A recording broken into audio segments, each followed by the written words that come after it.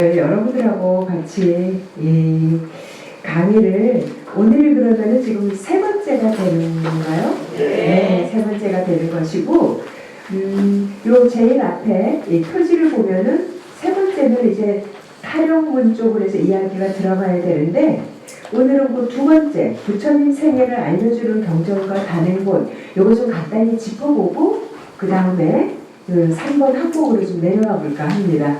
네. 그 부처님 생애를 알려주는 경전은 여러분들 그 교재 4페이지 교재 4페이지예요. 네, 고맙습니다. 그 말씀드렸어요. 불교 공부를 하고 싶다라고 하는 사람은 제일 먼저 부처님 생애를 좀 집중적으로 좀 읽어보십사 이런 말씀을 자주 드려요. 자주 드려서 제가 예전에 한번 그 아주 오래전에 BBS 불교방송에서 텔레비전 불교방송이었어요. 여기서 부처님 생애와 관련한 그 강좌를 한 30강을 한 게 있어요. 아주 오래전에 된 거여가지고 한때 계속 이게 재방송이 되는데 지금은 워낙 오래전 거여서 처음에는 그것도요 저한테 한 10강 정도를 부처님 생애를 좀 와서 강의를 해라 그 녹화 떠가지고 하니까 근데 뭐 하다 보니까 10강 갖고 택도 안 되는 거예요. 그래서 하다 보니까 30강으로 늘었어요. 30강으로 늘었는데도 제대로 다 못했어요. 그만큼 부처님의 생애는 그 속에 다 이야기를 담고 있는데 자, 왜 부처님 생애를 공부해야 되는가? 여러분들 거기 4페이지 제일 위에 보시면 수행이라는 단어가 나왔잖아요. 그쵸? 우리 불자님들이 가장 많이 하는 말 중에 하나가 수행이라고 하는 단어예요. 그래서 수행이 뭐예요? 그러면 대부분 이거 뭐 닦는 거, 수행하는 거, 닦는 거 이렇게 이야기를 하는데 참 그게 애매하긴 합니다. 닦을 수, 뭐 갈행, 행할행 그러니까 닦는다라는 건데 닦는다라는 말처럼 애매모호한 말이 없어요. 근데 이 수행이라는 말에 인도 원어를 찾아보니까 여러분들 거기 수행의 산스크리트어는 바와 나 이거 여러분 너무 좀 옆에 이렇게 알파벳처럼 쓰여져 있는 거랑 뭔가 싶은데 알파벳으로 쓰여 있는 거 BHA가 있죠? 그거 브하가 아니라 그냥 바라고 읽으세요. 예, 바라고 읽는데 H니까 흐를 조금 넣나 봐. 그래서 바. 그 다음에 V는 당연히 비읍 발음이 나야 되는데 인도 사람들은 와 발음이 나요. 그래서 바와 그 다음에 나. 근데 뭐 여러분 요거까지 뭐 굳이 막 뭐 외우세요 이럴 거는 아니에요. 이럴 건 아닌데 바와 나라는 인도말을 중국 사람들이 수행이라고 옮긴 거거든요. 근데 바와 나가 이게 무슨 뜻이냐면 여기 거기 써놨죠? 뭐 돼가는 거예요. A가 B로 되어가는 것. 이게 수행이에요. 왜냐면 바와 나에서 앞에 BHA가 있잖아요. 그게 여러분 혹시 우리 그 학교 다닐 적에 학창시절의 영어 시간을 생각해보면은 비동사가 이게 좀 모호한데 비동사가 뭐뭐이다 뭐뭐가 되다 그 어원이에요. 그 어원이에요. 그래서 수행이라는 말의 기본 뜻은요 A에서 B로 된다라는 뜻이에요. 그럼 여러분 무엇에서 무엇으로 되는 것일까요? 뭐에서 뭘로 되는 것이 수행일까요? 중생에서 부처로 되는 거예요. 이제 되겠죠? 그러니까는 이렇게 한다면 여러분 수행을 하겠다 그러면은 그 목표가 분명히 서요.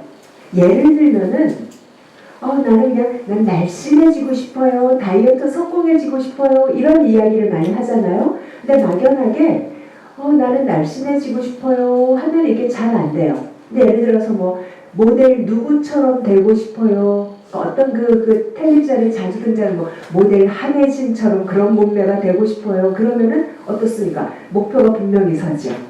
그쵸? 그래서 냉장고 앞에다가 한해진 그 브로마이드 같은 거 큰 거 그거 앞에다 딱 붙여놓으면은 뭐 먹고 싶어서 냉장고 열려고 할 때마다 아주 쭉쭉 빵빵 늘씬한 한해지니까 다 이러고 있는 걸 보면은 어때요? 냉장고를 안 열게 되는 거죠. 그것처럼 수행을 한다는 것은 목표가 딱 정해져 있어요. 뭐가 되는 거? 부처가 되는 것이에요. 나는 아직도 부처가 된다는 말을 들으면 아직도 조금 그래 뭐 이러는 분 계시면 손 번쩍. 나는 아직도 잘 안 와라. 부처가 된다는 거. 좀 그런 분들 계실까요? 네. 그건 참 당연해요. 왜냐면 지금이라도 당장 누군가가 저한테 부처가 뭔지 이야기해 보세요 하면은 모호하거든요. 왜냐면 부처님이라는 존재가 너무 많은 내용을 담고 있어서 그냥 깨달은 분 그것보다도 더 애매모호한 게 없어요. 그렇기 때문에 불교를 공부하고 싶다면은 부처님의 생애를 읽으셔야 된다는 거예요. 아, 이렇게 살다가신 분이 나중에 부처 소리 듣는구나. 하다못해 여러분 부처님 뭐 위대하다, 훌륭하다, 자비롭다 우리 이런 이야기를 하는데 부처님 생애와 관련된 책들을 가만히 읽어보면은 저한테 제일 궁금한 것도 알 수 있어요. 부처님은 식사, 밥을 어떻게 드실까? 이게 별거 아니에요. 부처님은 당연히 식사를 뭘로 해결하셨어요? 헐식이죠. 탁발해가지고 그거 이제 모르는 사람 없을 거예요. 근데 탁발한 음식을 어떤 속도로 씹어 드셨는지 이런 거 좀 여러분 아셔요? 그게 뭐 경전에 그렇게 쓰여있는 건 아닌데 경전을 읽다 보면 그런 내용들이 있어요. 첫째, 부처님은요 뭘 할 때는 한 번에 한 가지만 해요. 그러니까 우리는 이렇게 보면 밥 먹을 때 텔레비전 틀어놓거나 뭐 스마트폰 옆에다 놓고 먹으면서 막 하고 뭐 쉬지 않고 그러잖아요. 우리는 멀티가 요즘은 유행이고 각광을 받는데 부처님은 멀티 제일 싫어했어요. 한 번에 할지. 그래서 오죽하면 부처님이 이렇게 탁발하러 갈 적에 누군가가 따라서 부처님 제가요 부처님도 여쭙고 싶은 일이 있어요 막 그러잖아요. 그럼 부처님이 뭐라고 하시냐면 지금은 내가 밥을 먹으러 갈 때입니다. 그래요. 부처님 한 번에 하나씩만 하세요. 그리고 나서 이제 음식을 드시잖아요. 그러면은 음식을 딱 한 입을 인도는 손으로 먹잖아요. 그렇죠? 부처님도 손으로 드신 거예요. 손으로 이렇게 해가지고 입에다가 넣은 다음에 입에다가 딱 넣은 거를 천천히 꼭꼭 씹어서 그냥 완전히 그 울떡 삼키는데 그 시간이 되게 천천히 걸린 거예요. 천천히 씹다 보면 여러분 그 다이어트의 비법 중에 하나가 천천히 먹으라는 거잖아요. 그렇죠? 저는 예전에 텔레비전을 좀 봤더니 굉장히 이렇게 비만으로 고도 비만으로 고생하는 젊은 친구가 나와서 하는 걸 봤는데 안 씹어요. 그렇죠? 그 젊은 친구가 라면 먹는 걸 보여주는데 그냥 후루룩 해서 입에 넣고 그냥 꿀떡 삼켜. 난 그걸 보는데 막 내 속이 아픈 거예요. 근데 부처님은 어떻게 한다? 입에다가 넣잖아요. 그러면 그거를 천천히 씹어요. 천천히 씹는다는 말은 뭐냐면 내 이 침으로 그거를 완전히 다 용해시키는 거죠. 그러니까 여러분 제가 예전에 이제 치과 다닐 적에 치과 선생님한테 들었는데 이 혀가 하는 일이 입속에서 음식을 휘저어 주는 거래요. 우리 왜 밥 되면 밥솥에 그 주걱으로 밥 줬잖아요. 그 다음에 저는 밥 먹을 때 가끔 이 혓바닥을 생각해봐요. 그러면 본능적으로 혀가 음식을 이리로 보냈다 뒤집었다 혀가 그 역할을 해요. 그러니까 이 인간의 몸이 너무 신기해. 내가 혓바닥 떨어 넌 이 속에서 뭐 음식을 뒤져라 이런 말을 제가 했겠어요 안 했겠어요? 한 적이 없는데도 그래가지고 이 혓바닥이 충분히 음식을 이리저리 뒤섞고 섞어줘요. 그러면 이제 침이랑 서로 용해되면서 꼭꼭 씹으면 어떻습니까? 이미 위장에서는 어때요? 이제 음식이 떨어지면 소화할 준비가 다 갖춰지는 거죠. 그래서 완전히 할 적에 알아차린다는 음식이 얼마나 지금 정말 가루가 되는 정도 그걸 알아차린다. 그 다음에 천천히 삼켜요. 우리는 한 입 먹고 그다음 요거 다 삼키기도 전에 또 그다음 또 반찬 계속 입에 넣고 그러잖아요. 부처님의 밥 먹는 방식은 뭐다? 입에 한 번 넣은 게 완전히 입속으로 다 해서 목으로 내려간 다음에 그 다음에 또 하나를 따서 또 넣는 게 부다의 방식이에요. 그러니까 소화불량이 생길 리가 있겠어요, 없겠어요? 없어요. 하여튼 요런 걸 말씀드리는 거예요. 그래서 저는 뭐냐면 수행이라는 게 꼭 어려운 불교 교리를 공부하는 것만 수행은 아니라는 거죠. 우리가 하루에 제일 많이 하는 게 입에 한번 넣는 거잖아요. 그렇죠? 그걸 넣을 적에 내가 그 음식을, 그러니까 음식을 먹는 자체가 명상이고 알아차림 수행이 되고, 그리고 그 음식이 꼭꼭 씹혀져가지고 내 몸에 들어가니까 어때요? 그대로 내 몸에 부작용 없이 편안하게 내 몸에서 지 할 일 다 한 다음에 배설도 잘 되고. 그래서 부처님의 생애를 공부하십사 하는 말은 그걸 행간에는 그런 걸 좀 읽어보셨으면 좋겠네요. 천천히 시간 들여서.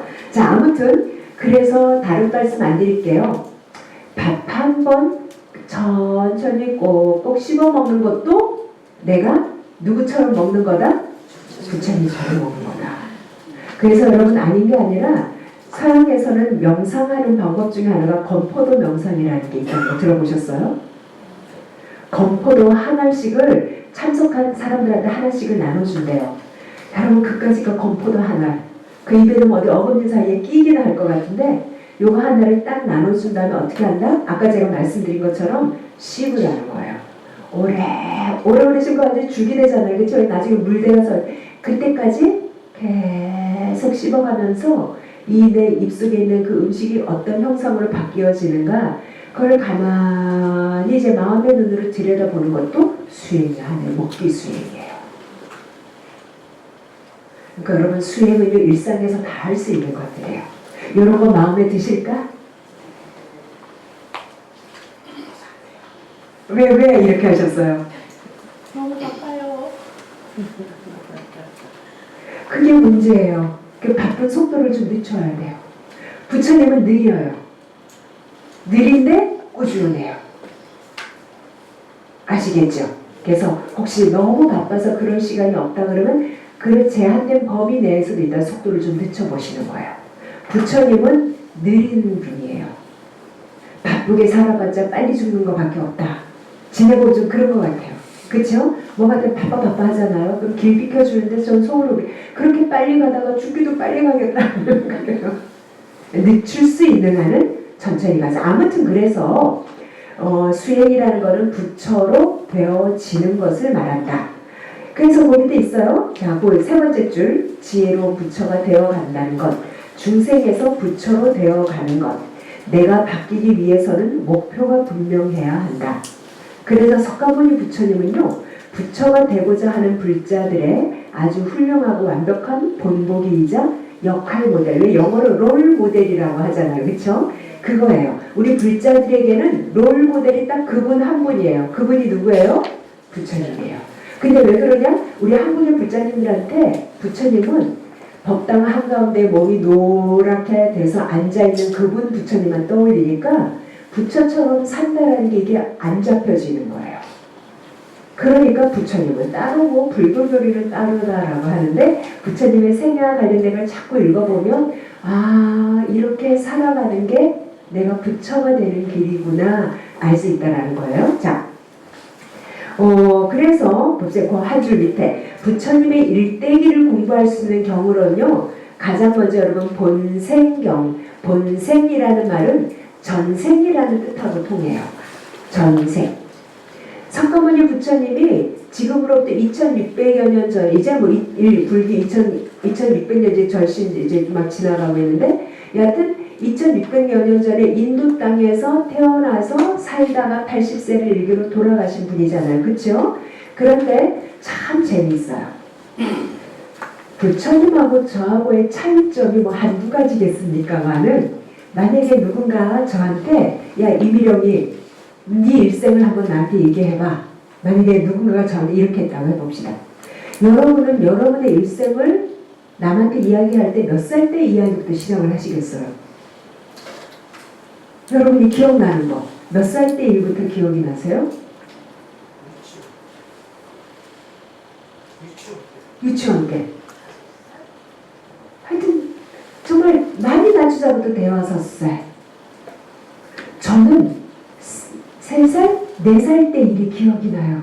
그게 왜 4살 때 일이 왜 기억이 나냐면 제가 4살이고 우리 언니가 7살일 때 엄마 아버지가 경주로 예전에 못 갔던 신혼여행을 가셨어요.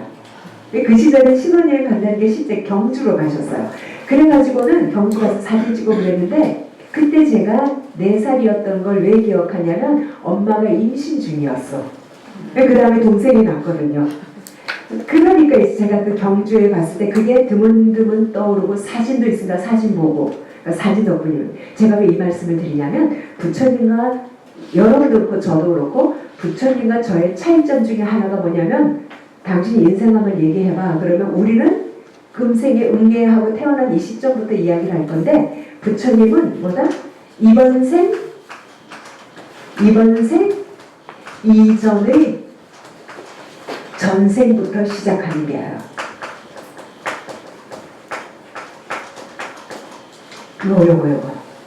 요게 불다이 차이에요. 그런데 여러분은 전생에 뭐였는지 기억이 나세요? 아, 기억난다고 여기 앉아 계시면 안 되는 거죠. 저는 법당에 와서 앉아 계셔야 돼요.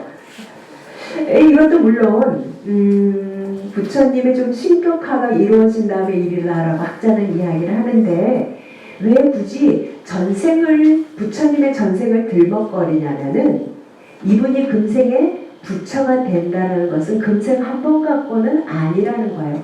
전생, 그 전생에 수도 없이 많은 뭔가를 했으니까 그 생 하나하나에 선업이라든가 이런 게 쌓여 모여서 그게 뭐다? 금생의 이분을 부처로 만들어준 거라는 거죠. 그래서 제가 지난번에 마일리지 말씀드렸죠. 네.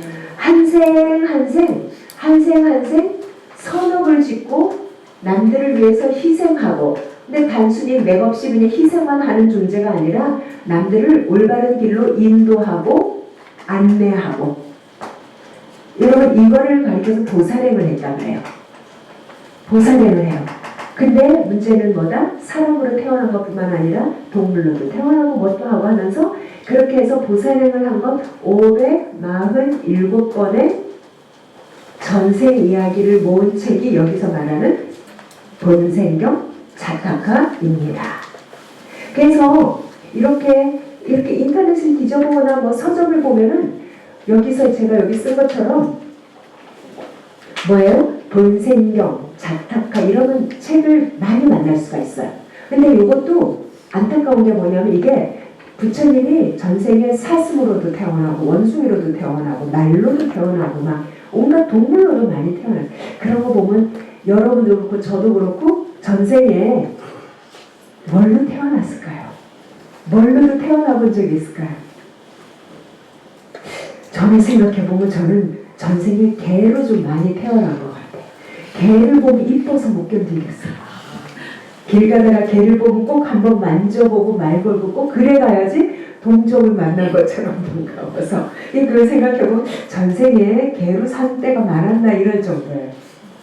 그럴 정도인데 뭐 이건 제가 농담을 했습니다만 부처님이 547번만 윤회했겠어요? 더 했어요. 더 했는데 또 붓다하고 저하고의 차이는 뭐냐면 나는 내가 몇 번을 살았는데 그 생마다 기억이 하나도 안 나고 중생처럼 살았겠죠? 근데 석가모니 부처님은 저 한 생을 당신이 똑똑히 기억하고 의식하고 있어요. 나는 이번 생에 왜 태어났다?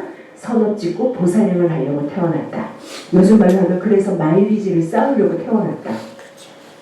그래서 이 본생경 자타카에는 그 이야기들, 전생에 뭐였을 때 어떤 선한 일을 했다라는 이야기들이 빼곡해요. 그러다 보니 안타까운 게 뭐다? 이 불교계에서는 이것도 애들 용어를 쳐버린 거예요. 동물 이야기가 나왔는데 이소무한이 뭐니 해가지고 그냥 그렇게 해버린 거예요. 근데 자타카는 애들 용어는 아니에요. 이게 어른들이 있는 거예요. 도대체 남을 위해서 희생한다라는 게 무엇일까? 그런 거를 빼곡하게 쓴 책이에요. 그러다 보니까 그걸 애들 용어로 읽으니까 어른들이 안 읽어요. 그게 제일 안타까워요. 자, 그래서 아무튼 근데 한 가지 또 말씀드릴게요. 부처님이 되기 위해서 선업도 짓고 보살행도 했다고 그랬잖아요. 이 주제는 이따가도 좀 이야기를 할 건데 가장 많은 횟수로 한 선업의 대표적인 선업이 뭘까요? 부처가 되기 위해서 전생에 수도 없이 나눠주고 반복하면서 선업도 짓고 보살행도 많이 했단 말이죠. 근데 그 중에서 부처님이 그러니까 부처되기 전에 제일 많이 한 선업은 보시예요. 보시. 보시. 제일 많이 했어요. 제일 많이. 보시가 이게 뭐 하는 거예요? 보시가. 그쵸? 이거 물어보는 제가 바보예요. 그쵸? 네, 주는 거예요. 보시는 주는 거예요. 그게 모든 수행의 시작이고 어떻게 보면 우리 제가불자가 할 수 있는 가장 완벽한 수행이라고 할 수 있어요. 그래서 저는 요즘 강의하러 나갈 적에 그런 말씀 많이 드려요. 가끔 이렇게 보면 불교 강의 많이 들으러 오는데 난 이제 내가 뭘 몸으로 좀 할 수 있는 어떤 수행을 좀 하나 배웠으면 좋겠어요. 그래요. 뭐 절하는 거, 경전인 거 말고 일상에서 무슨 수행을 하면 좋을까요? 그럴 때 제가 제일 권해드리는 게 보시하세요. 이따가 보시 얘기도 나와요. 보시 많이 하고 계시잖아요. 그쵸? 보시. 내가 할 수 있는 거. 여러분들 보시 많이 하세요?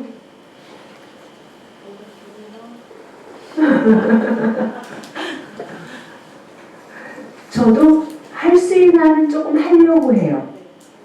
그러니까 여러분 수행을 너무 막연하게 생각하지 말자라는 거예요. 아시겠죠? 네. 절에 다니면서 너무 두루뭉술한 것만 자꾸 들어가지고 그것만 불교려니 하니까 일상에서 뭘 해야 될지 우리 부자님들이 몰라. 그러지 말고 그래서 저 같은 경우는 왜 드림돌 씨앗 뭐 그거 있잖아요. 그 아이들에게 예를 들면 내가 10,000원씩을 매년 후원하면은 정부에서 딱 그만큼의 돈을 그 아이에게 적립을 시켜주는 거예요. 그래서 이 아이가 이제 독립해서 나갈 때 되면 그 돈을 가지고 너무 뭐 적은 돈이겠지만 그거 갖고 어디 학원에 가서 뭘 하든지 방 하나 얻는데도 얘가 이제 독립생활을 시작할 때 이제 그거를 제가 몇 개씩 하나씩 지금 계속 하고 있어요. 말하기도 부끄러워 사실 X는 부끄러운데 저는 어떤 생각을 하냐면 왜 우리 불자님들이 제일 공덕 짓는 것 중에 하나가 절 짓는 거잖아요. 그쵸? 근데 저는 좀 이렇게 생각했어요. 아이 하나가 절 하나. 그래서 이렇게 해서 몇 명 아이들을 좀 해요. 하고 있어요. 그래서 매년 한 명씩을 내가 조금 더 한다든지 자꾸 말씀드려요. 액수는 정말 부끄러운 액수지만 그렇게 해서 이제 해요. 저는 지금 뭘 하고 있다? 나 보살림 하고 있어요. 나 날개짓 쌓고 있어. 여러분들 어떠세요? 그런 거 좀 하세요? 네. 예. 예. 그래서 그런 걸 하시는 게 수행이에요. 아시겠죠? 예. 자, 아무튼 그래서 부처님이 온갖 가지 선업을 많이 쌓는데 그 중에 가장 대표적인 게 보시행을 한 이야기가 줄을 이루고 있어요. 나중에 무슨 보시까지 한다? 목숨까지 내놓는 보시. 그래서 여러분 부처가 된다라는 것은 동물 이야기가 있는데 여러분들 아마 그 좀 쉽게 들은 이야기 중에 여러분도 오늘 이거 또 부처님 이야기 하나 끝낼 것 같은데 뭐 할 수 없어요? 여러분 좀 들어보셨을 거야. 저는 지금 표현상 부처님이라고 하는데 아직 부처되기 전이잖아요. 그죠? 그런 공덕이 쌓여서 금생에 부처를 했으니까 이럴 때는 석가모니 부처님의 칭호를 보살이라고 불러요.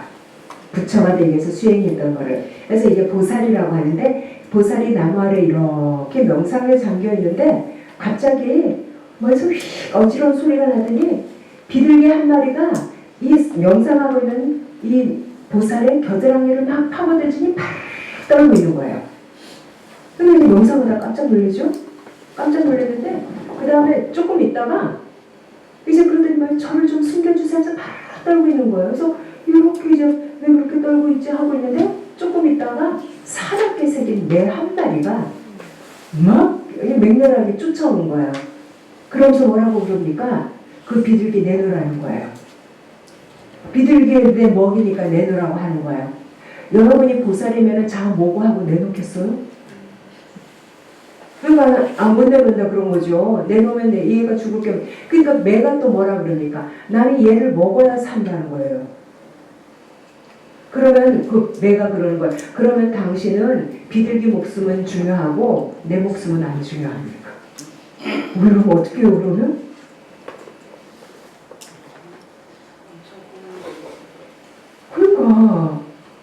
그러니까 좋은 일 한 번 하는 게 이게 쉽지 않다니까요. 그렇지? 그러니까 내가 그러는 거예요. 비둘기는 소중하고 내 목숨은 안 소중해. 나는 그런 그런 짐승의 살을 먹어야지 살아가게끔 태어났는데 나는 안 중요하냐?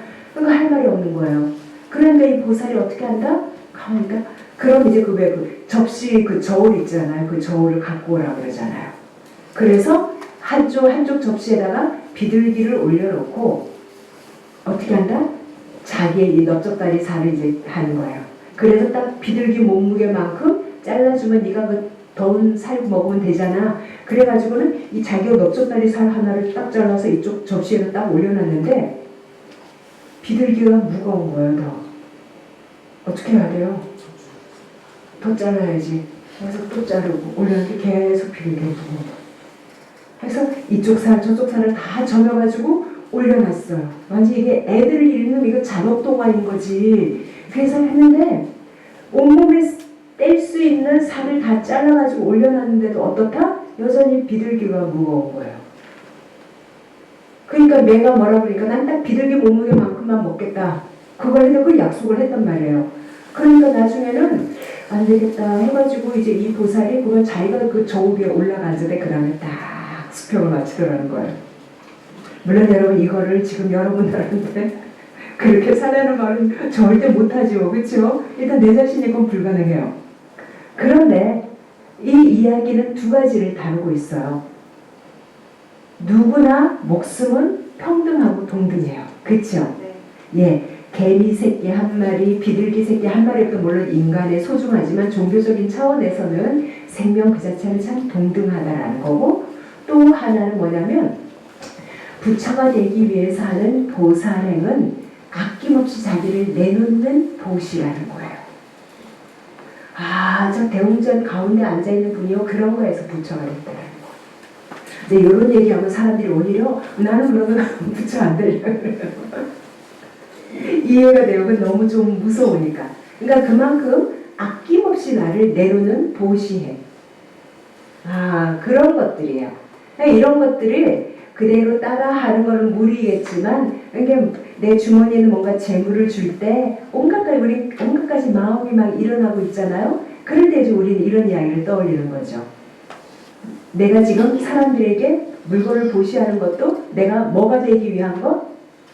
부처 되기 위한 것. 이 말의 의지를 쌓아가지고. 그러면 석가모니 부처님은 자기 목숨도 내놨는데 나는 그까짓 거 요 재물 몇 개 이러는 거. 이러면서 이제 부처를 닮아가는 거예요. 됐겠죠? 예. 그런 식으로 해가지고 불교가 뭘 말을 하는 종교고 부처는 뭘 해서 부처가 됐는지를 배워가는 겁니다. 자, 그 다음에 여러분께서 본생경 자탁하는 시중에도 좀 책이 나와있긴 해요. 나와있긴 한데 그 다음에 방광대장엄경, 불설보요경 이런 것들 여러분 무슨 경 해서 되게 경이 많아요. 요거는 이제 제가 경전을 소개하긴 하는데 여러분과 저와 같은 일반인 독자들이 그래? 그럼 한번 읽어봐 하고 경전을 다 꺼내가지고 읽어보려면 그 문체가 조금 어렵고 딱딱하고 재미없고 그래서 잘 못 읽게 돼요. 그래서 그 부처님의 생애 제가 지난번에 말씀드렸죠. 그 책을 해서 단행본을 그래서 권해드리는 거예요. 그 단행본은 이런 경전에 아주 신화적인 이야기 그런 거 좀 현대인이 듣기에 좀 너무 허무맹랑해요 하는 것들 웬만한 거는 걷어내고 현실적으로 어떤 메시지를 만날 수 있게 한 권의 책을 엮은 거예요. 아시겠죠? 그래서 그러고 또 하나 혹시 여자리에 앉아 계신 분들 중에 책 좀 좋아하시는 분 계실까? 나는 권해주는 책 웬만하면 난 잘 읽어 하시는 분이 혹시라도 계신다면 이 책도 한번 제가 좀 권해볼게요. 요거는 우리 불자가 아닌 일반인들이 더 재밌게 읽었어요. 저자는 카렌 암스트롱이라고 하는 영국의 암스트롱이라고 하는 카렌이라니까 여자겠죠. 그렇죠? 영국의 비교학자예요. 근데 이 양반이 전직 수녀입니다. 전직 수녀예요. 수녀여서 종신서원하기 전에 그때 이분이 수녀복을 벗고 나와버려요. 그래서 이 카렌 암스트롱이 나중에 이 양반이 나중에 이제 비교 종교학자가 돼요. 비교 종교학이라고 하면은요, 세상에 있는 모든 종교들을 가지고 다 비교를 하는 거 아니겠습니까? 그래서 이 양반은 뭐 기독교는 물론이거니와 이슬람교라든가 불교도 아주 기본적으로 이 사람이 참 심취했어요. 그래서 이 사람이 쓴 부처님의 일대기가 스스로 깨어난 자 붓다라는 책이 있어요. 스스로 깨어난 자 붓다. 이게 스스로 깨어났다라는 말은 뭐냐면요, 깨달음이 내 내면에서 일어났다라는 거예요. 이 책이 흥미로운 건 뭐냐면, 한 사람이 일대기를 이야기를 한다면 은혜하고 태어나서 죽을 때까지 일대기를 다뤄야 되는데, 이 책은 특징은 뭐냐면 시다르타, 부처님 되기 전에 시다르타 있잖아요. 시다르타가 왕자로 지내다가 보리수 아래 나아갈 때까지 딱 그 과정을 쓴 거예요. 그 이후에 부처가 돼서 뭐 했다는 이야기는 다루지 않고, 그러면서 되게 서양 비교학자답게 현실적이고 합리적이고 비판적인 눈으로 이렇게 써봐요. 내가 만약에 시다르타라면 내가 어떤 마음이 일어나서 그렇게 수행을 했을 것이다. 이걸 이렇게 짚어갔어요. 그래서 제가 두 권의 책을 지금 권유했어요. 하나는 지난번에 스님께서도 갖고 와서 이렇게 보여주신 부처님의 생애, 그 책이 좋고, 그 다음에 스스로 깨어난 자 붓다. 이 책은 요걸 이제 그 불교 비불교도인 사람들이 되게 재미있게 읽었어요. 여러분들이 그렇게 해서 한번 만나가시면은 붓다라는 존재가 그런 분이구나. 그리고 항상 저는 요분 이야기를 할 때 꼭 이 사람에 관한 책 한 권을 또 소개를 해요. 자기가 수녀가 되려고 수녀원에 들어갔다가 그거 포기하고 나오고 나서 비교 종교학자로서 하기까지 자기 자서전을 쓴 게 있어요. 책 제목이 마음의 진보예요. 마음의 진보. 이 책 재밌어요. 이 책 재밌어요. 그래서 책 좋아하시는 분들, 제가 그래서 이 책을 강의할 때마다 이 책을 보여요. 마음의 진보. 책은 두꺼운데 한 번 잡으면요 내려놓지를 못해요. 그래서 제가 한번 어느 수업 시간에 이거를 권했더니 거기 그 수업 들으시는 보살님이 읽으려고 샀는데 남편한테 뺏겼대요. 남편이 그걸 딱 먼저 읽겠다고 하더니 자기는 몇 장 읽고 줄 줄 알았는데 끝까지 내려놓지 않고 다 읽더니 재미있네 하더라는 거예요. 물론 책은 취향이니까 어쩔 수는 없는데 이게 이 사람이 이제 천주교였다가 나오긴 했잖아요. 근데 불교 신자인 내가 읽어도 종교라는 것이 얼마나 진실하고 솔직해야 하는가, 그걸 고민해서 그걸 쓴 거예요. 자기가 이런 인생 과정을 거쳐 재미있어요. 이거 한번 읽어보세요. 저는 그래서 우리 불자님들이 불교 책만 읽어야 돼, 저는 안 그랬으면 좋겠어요. 얼마나 불교를 말하고 있는 포용적인 책들이 얼마나 많은데. 그래서 요 마음의 진보, 스스로 깨어난 자 붓다, 요거 한번 여러분들 책 좋아하시는 분들 요거 한번 읽어보시기 바랍니다. 자, 그 다음에 제가 요거 하나만 말씀드리고 이제 끝낼게요. 그 다음에 여러분, 제가 경전 이름을 막 쭉쭉쭉 얘기를 했는데 그 경전 이름 쭉 나열한 것 중에서 제일 마지막에 대반열반경이라는 경전 보이시죠? 요거 강력 추천. 이거는 자 보세요.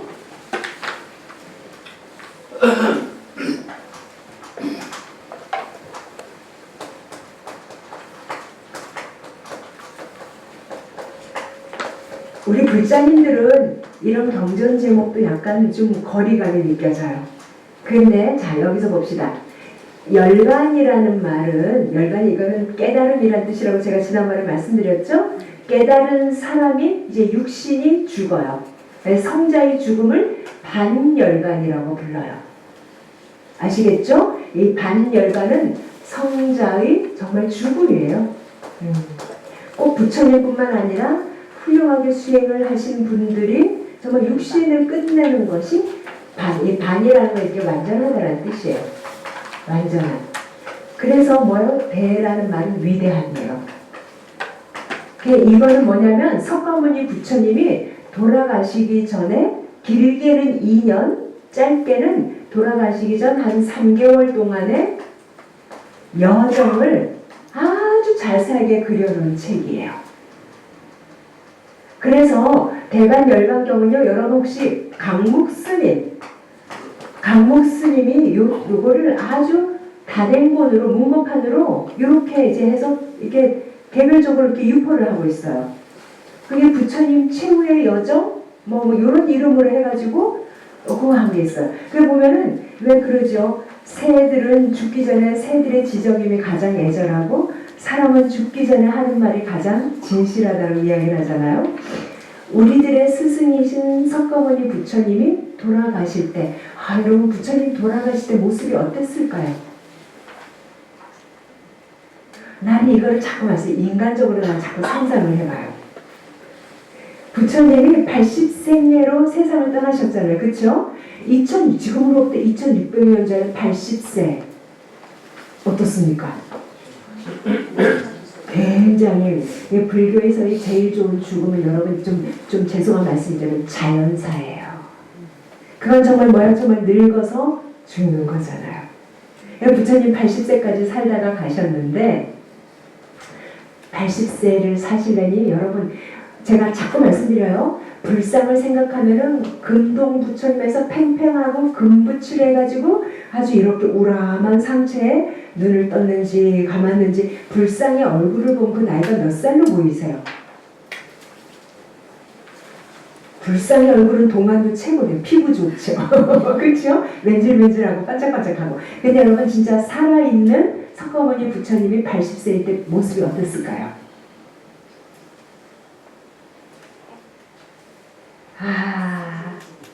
쭈글쭈글하고 그리고 그 인도 땅을 부처님의 특징 중에 하나가 뭐냐면 돌아가실 때까지요 맨발로 다녔어요.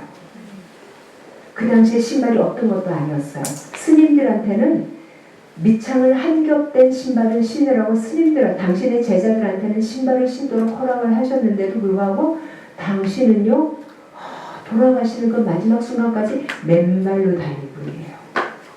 그리고 수레를 이용하거나 동물의 등에 올라탄 적이 없어요. 돌아가실 때까지. 근데 젊어서 그랬다면 이해가 되는데 80세. 조금 제가 이게 좀 불경스러운 표현이지만 죽으러 가는 그 자리까지 당신의 최후의 자리를 갈 때도 걸어갔어. 노인네가. 상상해보세요.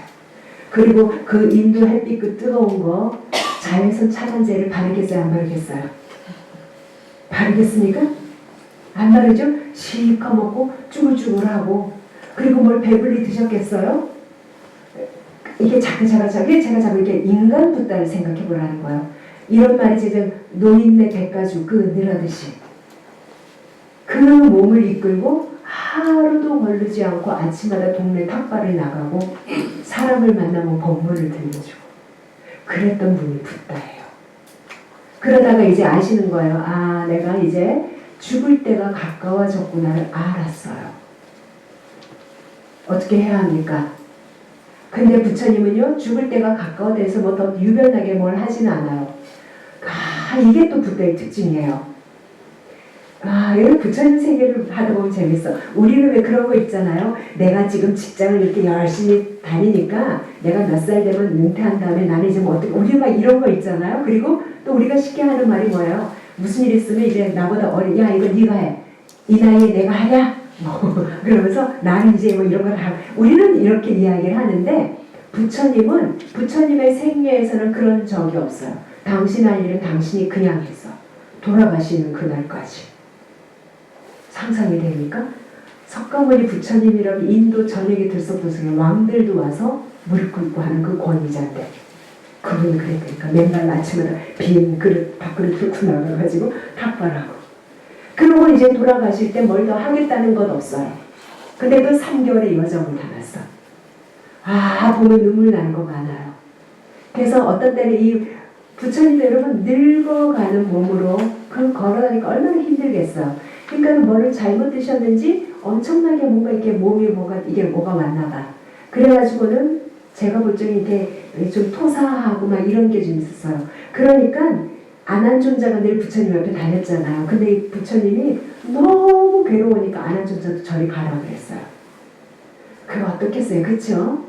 그래가지고 어디 운막 같은데 혼자 들어가서 가만히 선정에 잠겨서 이제 부서지고 있는 이 몸을 가만히 바라보면서 당시 그걸 컨트롤을 한 거예요. 몸이 부서지는 건 어떻게 할 수가 없어요. 그렇죠? 근데 이제 거기에 애명불면 내가 이렇게 아프면 안 되는데 왜 이렇게 아플까 뭐 이런 마음도 없죠. 가만히 자기 몸을 관찰하면서 그 통증을 지그시 참아내요.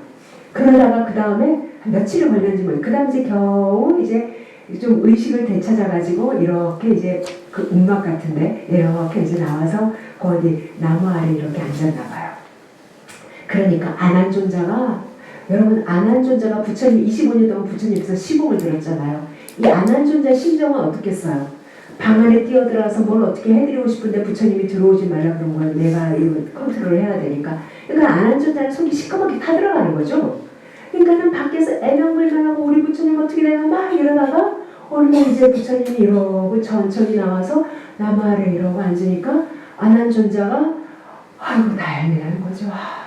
부처님, 저는 부처님이 우리 제자들 남겨두고 혹시 가실까 저는 너무 그게 걱정이 됐어요. 그러니까 부처님 그때 하시잖아요.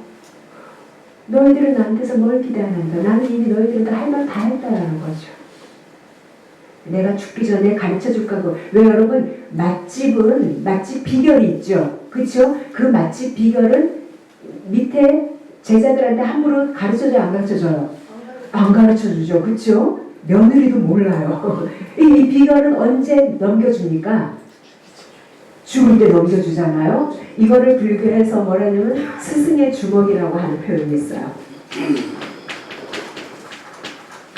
똑같아. 스승이니까 사지요. 그렇죠? 이게 스승사자예요. 그 다음에 이게 권자예요. 권. 스승의 주먹이라는 게 있어요. 그게 뭐다?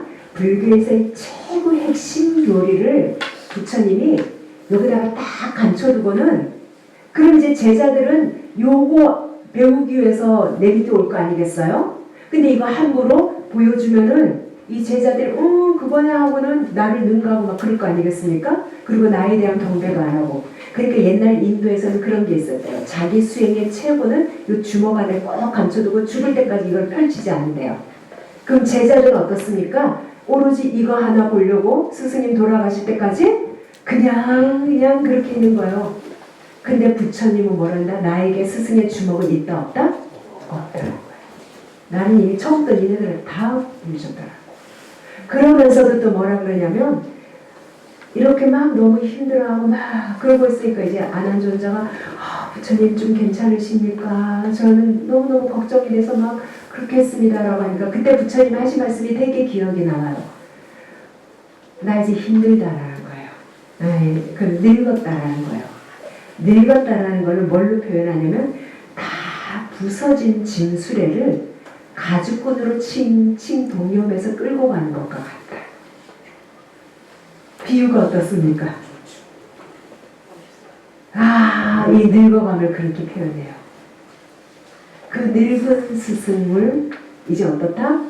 그보다 조금 젊은 제자 안한존자가 모시고 그 가면서 부처님이 그때마다 제자들 만나서 들려준 법문이 실려있는 게 대간날방경이에요. 난 이걸 참 재미있게 읽었어요. 참 재미있게 읽었어요. 우리는 부처님이 돌아가시면 뭐 두 발을 쭉 하고 뭐 이렇게 했다면 오른쪽 옆구리를 바닥에 대고 우린 그런 것만 보잖아요. 근데 그러기까지 그 과정이 돌아가시기 전에도요. 이 오른쪽 옆구리를 바닥에 대고 누우셔서도요. 우리 같으면은 부처님 돌아가신다 그러면 조용히 다 접지고 있어 막 그러잖아요. 안한존자는 그랬어요. 근데 부처님 뭐 절에서 돌아가신 게 아니라 길에서 돌아가시잖아요. 나무 아래. 두 나무 사이에다가 당신 가사 깔게 한 다음에 오른쪽 옆구리를 대고 이제 누웠죠. 그러니까 어떻습니까? 이제 안한존자는 부처님한테 좀 힘들게 할까 봐서 사람들이 오는 걸 물리쳤어요. 이렇게 조용히 하라고. 근데 부처님이 뭐라 그러니까 비켜서라는 거예요. 나 가기 전에 궁금한 거 있으면 다 물어봐라. 그랬던 분이 마지막까지 다 물어봐라. 이런 이야기. 하여튼 엄청난 게 되게 저는 인간적인 붓다의 모습을 많이 만나요. 그래서 불교를 저는 더 좋아하는 것인지도 모르겠어요.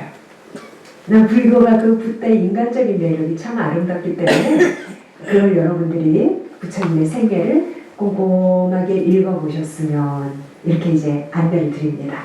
자, 그래서 붓다의 일대기를 그렇게 할 수 있고요.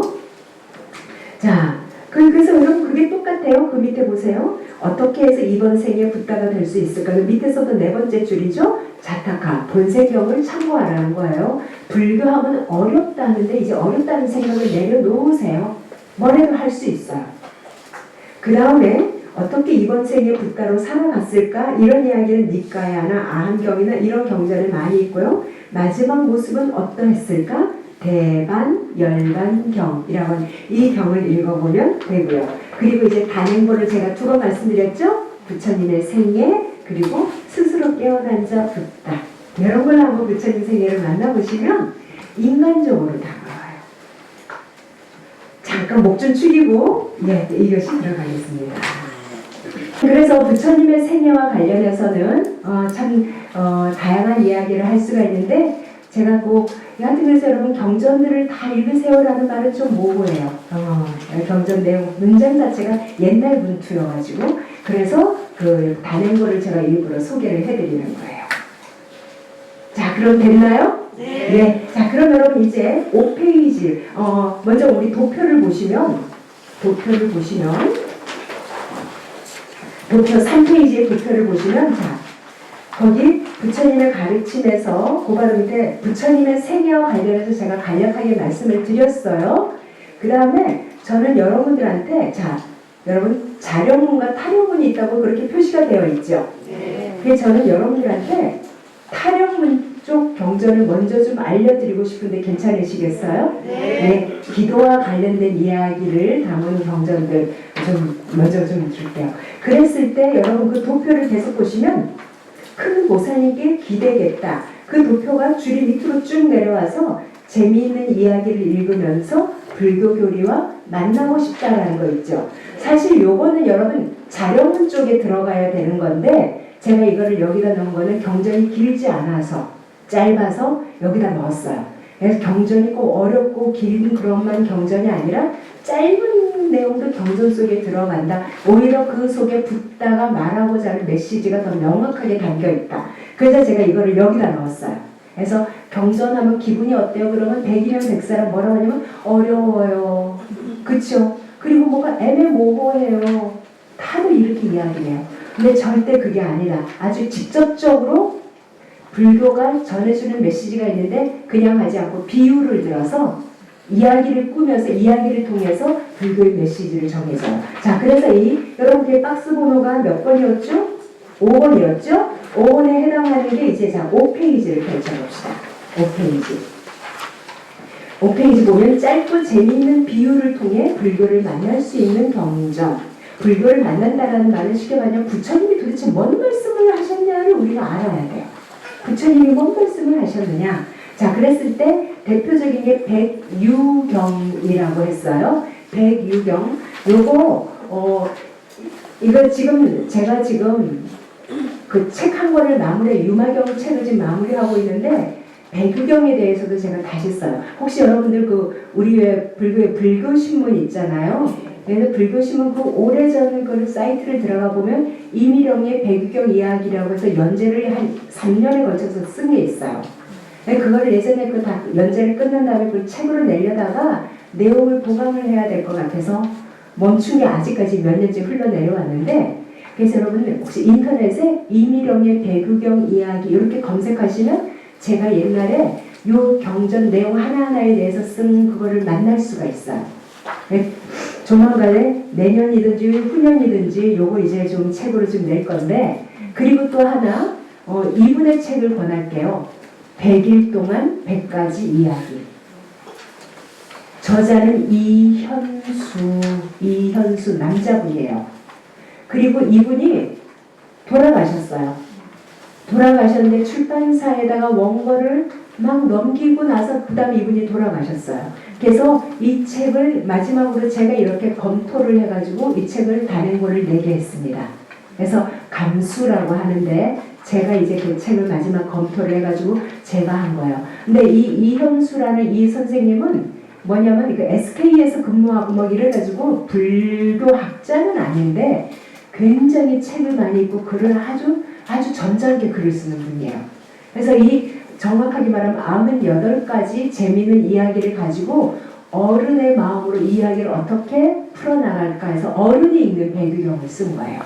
그래서 혹시 여기 뭐 중국 한시 뭐 이런 거 혹시 좋아하시는 분들 거기에 그런 것도 이 사람 좀 풀어나왔어요. 그래서 보통 제가 지난번에 말씀드린 배교경도 애들용으로 많이 나오는데 그리고 그림을 해서도 만화로도 많이 나오는데 배교경은 요 제가 가는 100일 동안 100가지 이야기라는 이거는요 어른을 정말 위한 경전 해설서예요. 여러분들이 어렵게 생각하지 말고 그걸 한번 읽으셔도 좋아요. 그래서 제가 지금 2가지 말씀드렸어요. 인터넷에서 이미령의 배교경 이야기하면은 이거 이제 계속 뜰 거예요. 그리고 그 다음에 이현수라고 하는 분이 그분이 쓴 그 100일 동안 100가지 이야기라는 책이 있습니다. 자, 그런데 이제 여기 보면 보세요. 일단 그 98가지에서 제가 참 재미있게 읽는 것 대표적인 것 2가지만을 갖고 왔어요. 그래서 시간이 되는 대로 한번 소개를 할 텐데 제일 첫 번째 소개하는 거 보면 이런 식으로 배교경은 이런 식으로 쓰여져 있다는 걸 여러분들한테 맛을 좀 알려드리려고. 자, 옛날 귀신이 2마리가 있었대요. 귀신을 2사람이 있었어요. 그럼 말이 돼요 안 돼요? 귀신은 사람이 아니니까. 그래서 제가 고민하다가 귀신이 2마리가 있었어요. 이 말도 약간 귀신한테 미안해. 그렇죠? 귀신 2이 있었어요. 근데 이제 이 귀신의 종류가 비사사. 이 비사사가 어떤 귀신인지는 잘 안 나타나요. 그러니까 이렇게 우리 한국적인 정서는 도깨비 같은 그런 정도예요. 그 귀신이 2이 있었는데 그들은 상자 하나, 여러분 상자 하나에다 밑줄 그으세요. 그 다음에 지팡이 1개, 그 다음에 신발 1켤레, 물건이 3개인데, 그쵸? 야, 사람이, 그러니까 귀신이 2이면 각각 2개면 서로 사이좋게 나눠갔는데 1개씩만 그게 있는 거예요. 그러니까 귀신 2이서 그것을 서로 가지려고 다투었어요. 근데 해가 지도록 이건 네가 갖고 이건 내가 갖고 줬다 뺐다 하는데 물건 3가지를 갖고 공정하게 나누지를 못해 해가 지도록 그게 결론을 내리지 못했던 거예요. 자, 그때 어떤 사람이 와서 그걸 보고 귀신에게 물었죠. 아니, 상자와 지팡이와 그 신발은 어떤 신기한 힘을 가지고 있길래 너희가 그처럼 다투고 있느냐. 그까짓 건 넌 이거 갖고 난 이거 해도 되는데 뭐 얼마나 대단하길래 요만큼도 양보를 안 하잖아요. 여러분, 이거는 물론 다툼의 이야기는 아닌데 세상에 공평하게 나눈다라는 게 있을까요? 없을까요? 참 없어요. 그렇죠? 내 입장에서는 나는 내 딴에는 공평하게 잘라서 준다 그래도 받는 사람은 어때요? 얘가 항상 남의 떡이 커 보인다니까. 그게 묘해요. 그렇죠? 그래서 제가 예전에 번역한 책에서는 그런 말이 있어요. 케이크를 가장 공평하게 나눌 수 있는 방법이 딱 하나 있대요. 뭘까요?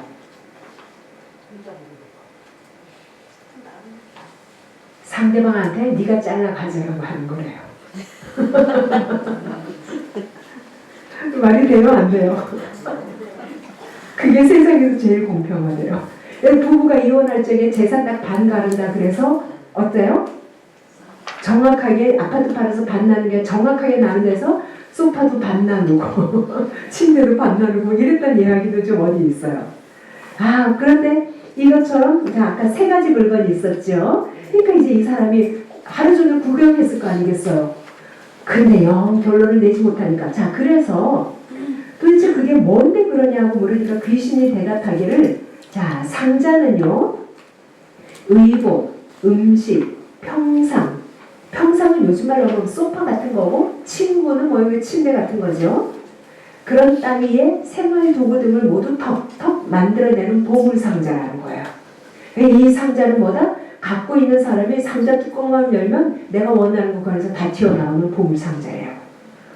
여러분 요거 탐낼만 하죠? 그 다음 2번째, 지팡이는 어떤 역할을 하냐면 이 지팡이를 딱 손에 쥐기만 하면 어떤 원수든지 모두 항복하고 감히 나한테 다투거나 대들지 못한다는 거예요.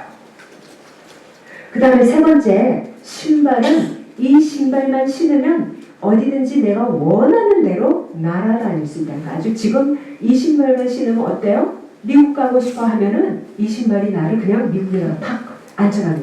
여러분 3개 중에서 뭐 갖고 싶으세요? 상자. 어떤 분은 현명하게 이렇게 이야기를 하대요. 상자를 가지면 그 속에 다 튀어나올 거 아니겠냐고. 근데 내가 보기엔 상자에 지팡이하고 신발은 안 튀어나오나 봐. 그러니까 여러분 뭘 양보하시겠어요? 그렇죠? 뭘 양보하시겠어요? 그러니까 이 귀신 둘이서 이거 갖고 저거 갖고 줬다 뺐다 줬다 뺐다 그랬던 거예요. 자, 그러니까 이 사람이 그 말을 듣고 이제 귀신들에게 말했어요. 너희들은 좀 떨어져, 저기 좀 떨어져 있어. 내가 어떻게 하겠다? 내가 아주 현명하게 나눠주겠다. 그러니까 그 귀신들이 이 말을 듣고 이내 멀리 피했어요. 귀신들은 얼마나 설레겠어요. 그렇죠? 저 사람이 이제 조금도 아쉽지 않게 아주 불편부당한 거 좀 그렇게 해서 나눠주겠다. 그런데 귀신들이 조금 멀리 피하자마자 그 사람이 무슨 짓을 했어요? 상자를 안고 지팡이를 들고 신발을 신고는 안녕 하고 날아가 버렸어요. 여러분 이거 돼요 안 돼요? 돼요 안 돼요? 돼요?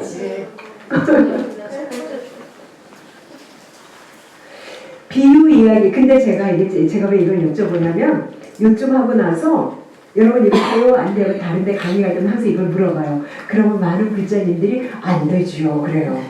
이거는 그 사람 거 아니잖아요. 그 사기쳐서 간을 훔쳐가는 거니까 이러면 안 돼요라고 막 하더라고요. 여러분 비유 이야기는 윤리적인 관점을 읽는 게 아니에요. 아시겠죠?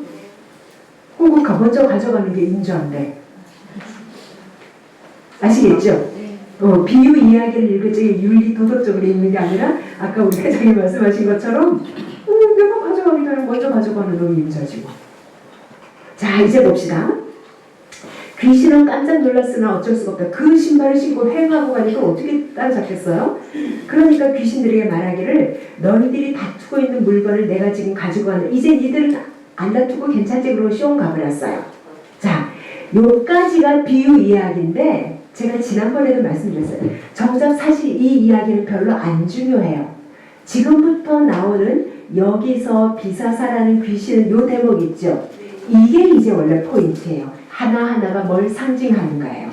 그래서 여기서 왜 서로 싸우고 있던 귀신 두 마리는 온갖 마와 외도들을 비유한 것이고 마와 외도들 요거 여러분 조금 헷갈리면은요 타 종교인 다른 종교인들 뭐 이렇게 생각하셔도 돼요. 아시겠죠? 하여튼 불교 수행자가 아닌 자들이에요. 그걸 비유했어요.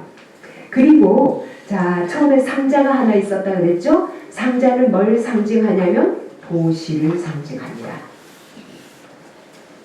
그래서 인간이나 천상의 모든 생활도구가 다 그 안에서 나오며 이런 구절들이 21세기를 살아가는 우리가 읽을 적에는 다 뭐예요? 호랑이 담배 피던 시절의 얘기 같고 그러잖아요. 이건 뭘 천상이라는 것은 가장 행복한 경지를 뜻해요. 그러니까 예를 들어서 인간의 돈으로 살 수 있는 것보다 더 훌륭하고 고급진 거를 천상의 물건이라고 그러죠. 우리는 그러잖아요. 너무 좋은 거 있으면 이건 인간 세상의 거가 아니야. 하늘에서 떨어졌나 막 이런 것처럼. 그래서 여러분 여기서 중요한 게 뭐다? 여러분 인간이나 천상의 모든 생활도구가 다 그 안에서 나오며 이거는요 무슨 뜻인가? 상자만 열면은 내가 원하는 모든 게 그 안에서 툭툭 튀어나온다라는 거예요. 이거는 이 상자 가지고 뭐 하라는 말인가요? 이 상자 가지고 이거 뭘 말할까요? 여기서 우리가 이제 잘 찾아가야 해요. 그 상자를 열면 그 안에 필요한 모든 게 다 튀어나오니까 그거 가지고 보시하라는 뜻이 아니라 보시를 많이 하잖아요. 그럼 이 행위는 마치 내가 보물 상자를 안는 것과 같이 정작 보시하는 나한테 필요한 물건이 저절로 온다라는 뜻이에요. 이 말이 그 말이에요. 내가 누구한테 10,000원을 베풀었잖아요. 근데 우리 불자님들이 또 제가 자꾸 이런 날을 너무해서 좀 어떨지 모르겠는데 우리 불자님들은 무주상 보시니까 보시한다니 잊어버려 생각도 하지만 뭐 내가 뭐 받으려고 뭐 그렇게 우리는 그렇게 이야기해요. 그게 맞아요. 틀린 말은 아닌데 불교에서는요 뭐다? 내가 지금 이 사람에게 이거를 보시하면은 이 물건이 저 사람한테 가서 어떤 역할을 할 것인지를 알고 주라는 거예요. 아시겠죠? 알고 줘야지 이게 보시예요. 그냥 죽고 났으니까 지가 뭐 하든지 말든지 뭐 그건 지 몫이야. 아니에요. 그렇게 많이 얘기하잖아. 목적을 갖고 주는 게 아니라 그냥 무조건 그냥 생각 없이 주라. 그게 무시다. 그러니까 제가 말씀드리잖아요. 이게 갈래를 잘 가져가야 되니까. 그래서 보시가 제가 막 너무 이렇게 경전에 그러면서 이런 말씀을 드렸더니까 한번 어느 절에 갔더니 보사님 한 분이 제 이야기를 강의를 듣는데 너무 속상한 거예요. 맨날 절에 오랫동안 다니면서 들은 거하고 너무 다르니까. 그러니까 이 보사님이 주지스님한테 일렀어. 그래서 그 다음 주에 제가 강의를 하러 갔더니 주지스님이 잠깐 오시라고 그런 거예요. 예? 하고 갔더니 이제 스님이 고마운 거예요. 살살하세요. 왜냐면 그런 보살님들은 평생 경전을 안 듣고 그냥 생활 법문처럼 그냥만 듣고 그게 불교라고 했던 거예요. 그래서 아까 제가 그 성냄에 관한 것도 얘기를 했잖아요. 경전 어디를 봐도 지는 게 이기는 거다라는 말은 안 나옵니다. 그랬더니 그 보살님이 발끈하시는 걸 우리 스님이 그렇게 말씀하셨더라고요. 할 말이 없는 거예요. 그 말이 틀린 건 아닌데 처음부터 그 말을 막 들이대면 헷갈려져 버린다니까. 자, 그래서 여러분 보시에 아까 제가 했죠? 우리 제가자가 할 수 있는 제일 큰 선업이 보시다. 보시가 여러분 보시가 2단계 보시가 있어요. 아시겠죠? 그래서 보시에도요 1단계 보시가 있고 2단계 보시가 있어요. 1단계 보시는 어떤 보시냐면 뭐부터 설명하면 좋을까? 우리는 그냥 보시라고 하면 예를 들어서 이제 계절이 바뀌잖아요. 그럼 어때요? 이제는 이제 겨울을 집어넣어야 되고 여러분 낮에 올 때 보니까 겨울은 이미 이제 너무 지나버린 거예요. 근데 아직 일교차는 크니까. 근데 아무튼 이제 겨울을 다 따라서 집어넣으려고 했으니까 내가 돈 주고 산 건데 그쵸? 그냥 한 해 잘 입었고 내년에는 안 입을 것 같아요. 그럼 우리 어떻습니까? 요거 드라이 깨끗하게 해가지고 아름다운 가게에다 기증을 하거나 그럼 내 친구 중에 누가 평소부터 그 옷 유난히 갖고 싶어 하면 그 친구한테 내가 요거 올해 몇 번밖에 안 입었는데 너 할래? 이거 내가 백화점에서 돈 좀 주고 샀는데 이러면서도 깨끗하게 이렇게도 줄 수가 있고 안 그러면 어디 바자회 하는 데다가 기꺼이 내놓을 수도 있고 내가 이제 안 입는 건데 더러운 것도 아니고 이것도 보시의 하나예요. 그쵸? 근데 1단계 말고 앞에 그냥 사회적인 보시라는 말을 먼저 하나 쓸게요. 1번, 2번, 3번이 있습니다. 그래서 그냥 사회에서 하는 보시나 기분은요 그렇게 보면 지금 나한테는 이제 더 이상 쓸모가 없고 그런데도 깨끗하고 그쵸? 그런 물건을 주는 것이죠. 저도 수시로 이렇게 많이 합니다. 수시로 그래서 털어내고 줄 적엔 큰 돈 주고 샀지만 이걸 해요. 사회적인 보시는 이거예요. 근데 여기서의 보시는 이제보다 종교적 차원의 보시예요. 보시에도 크게 사회적 차원과 종교적 차원이 있는데 종교적 차원의 보시의 1단계는 뭐다? 나한테 필요 없는 물건을 주는 게 보시가 아니에요. 상대방이 필요로 하는 물건을 주는 게 보시예요. 아시겠죠? 상대가 원하는 것을 주는 게 보시예요. 이거 쉽게 써요? 어렵게 써요? 그래서 여러분 불교에서의 보시는요 수행이에요. 보시는 수행이에요. 두 번째, 상대가 원하는 것을 줘요. 그런데 아까 제가 말씀드렸죠? 겨울 외투를 차곡차곡 해서 집어넣으려고 하는데 이제 봄 됐단 말이에요. 그러니까 뭐예요? 예를 들어서 내 동생이 평소에 저걸 입고 싶어 했어요. 그때는 내가 백화점에서 사갖고 와서 택도 겨우 뗀 옷인데 동생 언니 나 그거 내가 입고 싶었던 건데 놔줘 자꾸 그런단 말이에요. 그거 줘야 돼요 말아야 돼요? 엄청 비싸게 주고 산 거.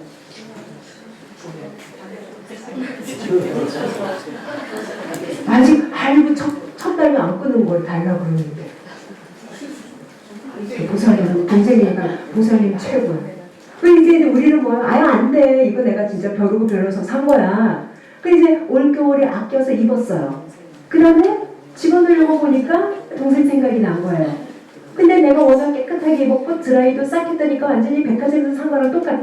그러니까 어때요? 이제 동생 불러서 야, 이거 네 마음에 있으면 그때 입고 싶어 했지?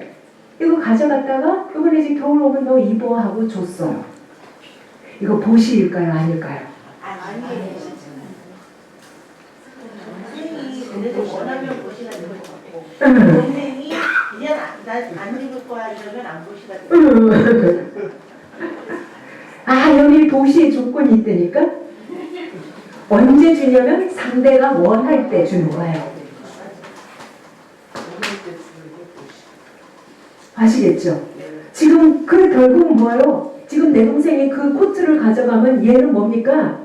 이 몇 달 동안 이제 장롱 하나다가 박아두고 있는 거죠. 그걸 불교 경전에서는 쓰레기라고까지 표현해. 쓰레기를 주지 않는다라는 거야. 그게 왜 쓰레기니까 내가 백화점에서 수십만 원을 줬는데. 근데 어떤 개념에 나한테 이제 안 입으니까.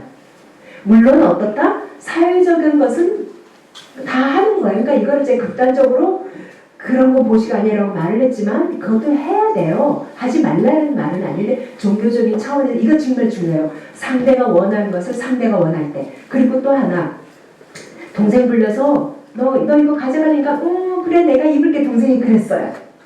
근데 그 다음에 동생이 가고 나서 주려니까 또 갑자기 걔 좀 짜증도 나고 좀 그래요. 하면 쟤는 맨날 내가 옷만 사면 꼭 달라고 해. 지 돈으로 살지. 그런데 이제 주겠다고 약속했으니까.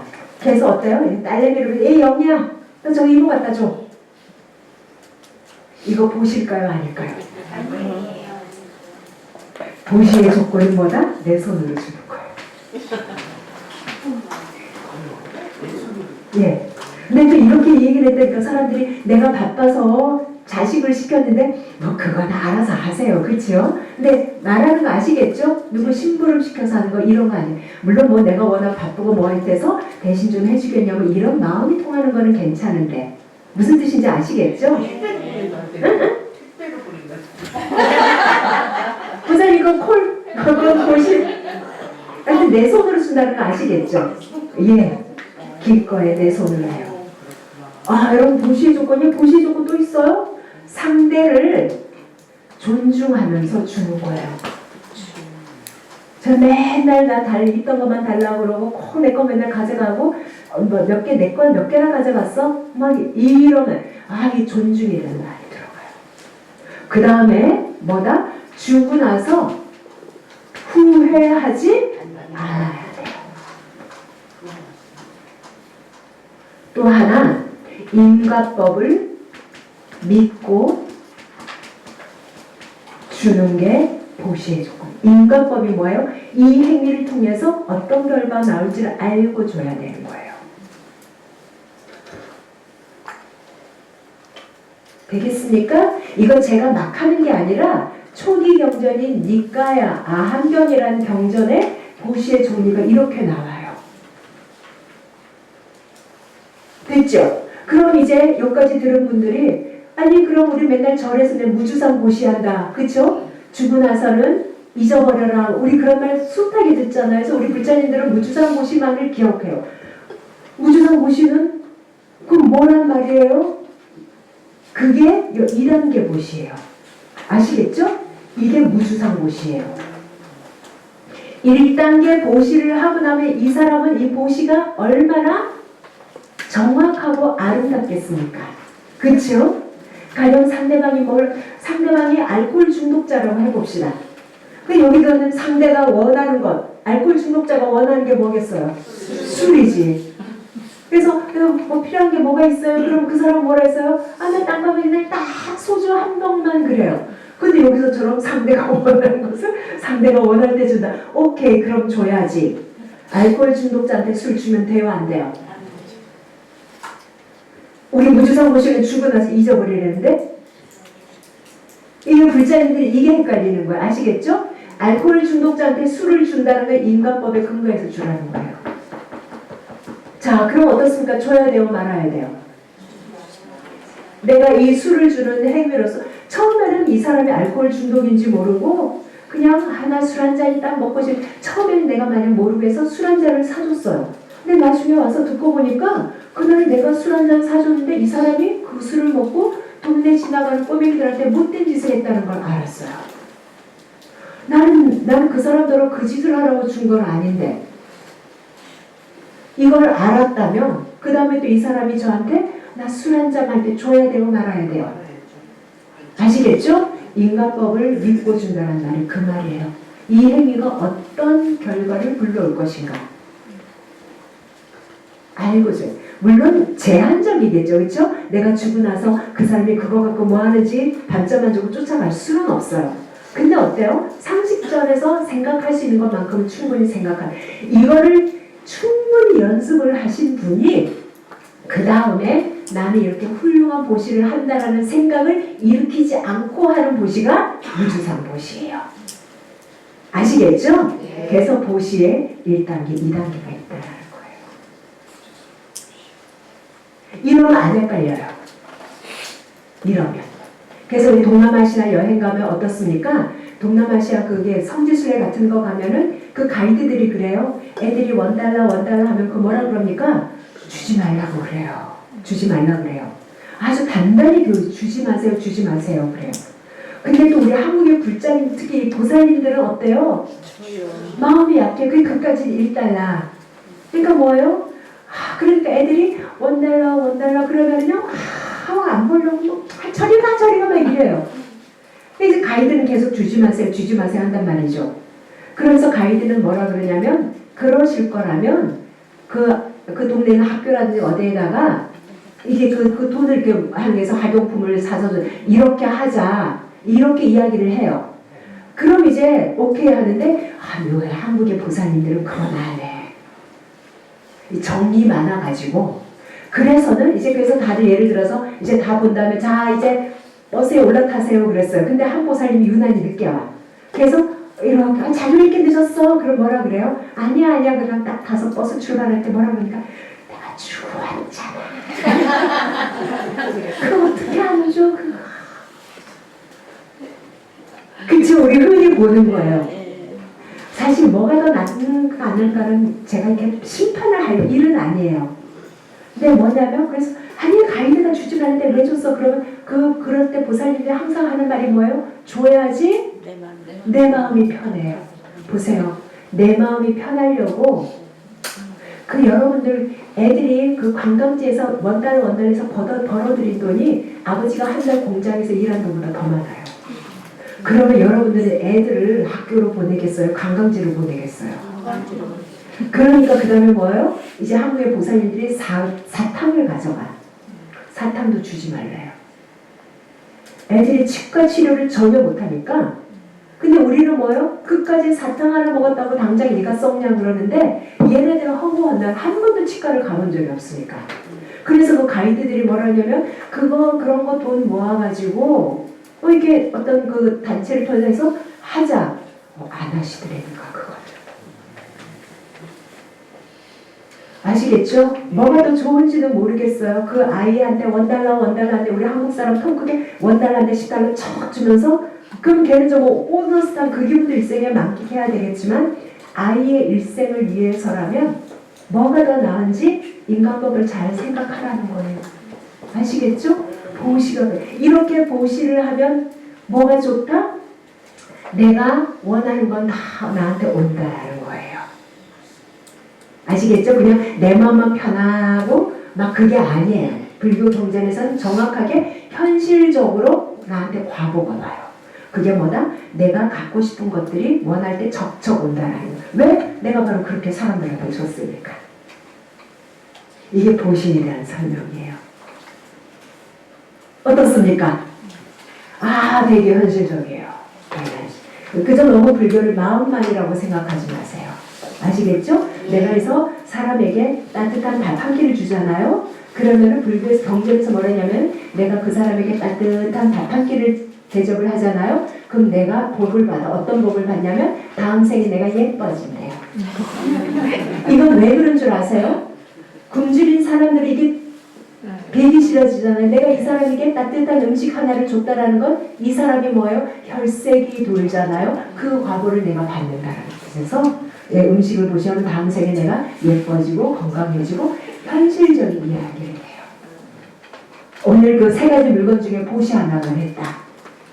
스님 이번 학기를 못 끝날 것 같은데.